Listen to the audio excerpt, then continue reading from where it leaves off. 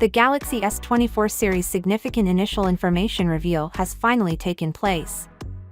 In order to dispel such speculations, Samsung is going all out with its S24 lineup.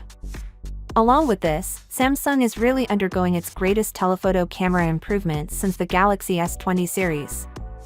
So, to start, due to the sources from Galaxy Club and Sam Mobile, we now know what Samsung's real codename for the S24 series is. Samsung has a habit of giving its Galaxy S range several codenames throughout time, but the S24 will be known as Muse. It is further divided into Muse 1, Muse 2, and Muse 3 categories for the S24, S24 Plus, and S34 Ultra, respectively. Samsung is releasing the S24 Plus despite the state of the market and earlier speculations, and all three variants will probably be available once again. As for the codename itself, the word Muse has the idea of something that promotes innovation, which is what Samsung needs right now in the tech industry since, as we all know, smartphones in general. The S24 lineup has been refined to a degree we haven't seen before since it is really difficult to introduce anything new.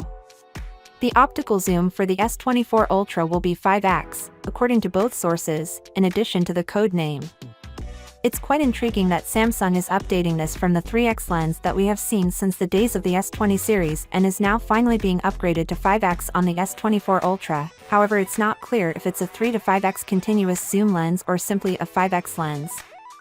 The 200-megapixel sensor is still there to be seen, along with the ultra-wide-angle lens, which we are unsure if it will get upgraded, and the 10x optical zoom will also help this 5x zoom setup.